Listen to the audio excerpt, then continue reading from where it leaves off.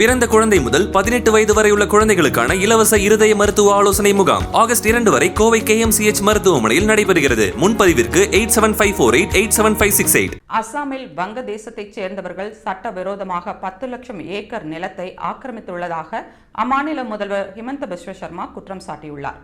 கருகுட்டி பல்நோக்கு வேளாண் திட்டம் 2021ஆம் ஆண்டு தொடங்கப்பட்டது. அந்த திட்டம் தொடங்கி 4 ஆண்டுகள் நிறைவடைந்ததை குறிக்கும் வகையில் நிகழ்ச்சி நடைபெற்றது. அதில் பேசிய அசாம் முதல்வர் ஹிமந்த பிஸ்வ சர்மா 2021ஆம் ஆண்டில் 25,500 ஏக்கர் நிலத்தை ஆக்கிரமிப்பாளர்களிடமிருந்து மீட்பதற்காக பல்நோக்கு வேளாண் திட்டம் மேற்கொள்ளப்பட்டது. 4 ஆண்டுகளில் 43,000 ஏக்கர் நிலம் ஆக்கிரமிப்பாளர்களிடமிருந்து மீட்கப்பட்டுள்ளது என்று தெரிவித்துள்ளார்.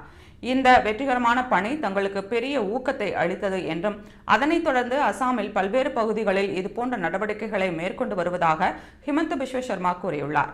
ஆக்கிரமிப்பு நிலங்கள் மீட்டு காடுகள் வளர்ப்புக்கு பயன்படுத்தப்படுகிறது. ஆக்கிரமிப்பாளர்களிடம் இருந்து ஒரு அங்குல நிலம் கூட விடாமல் மீட்பதற்கு உறுதி எடுத்துள்ளோம். சட்டவிரோதமாக குடியேறிய வங்க தேசத்தினரால் 10 லட்சம் ஏக்கர் நிலம் ஆக்கிரமிக்கப்பட்டுள்ளது. அதனையும் நிச்சயம் மீட்போம் என்று அசாம் முதல்வர் ஹிமந்த பிஸ்வ சர்மா உறுதியளித்துள்ளார்.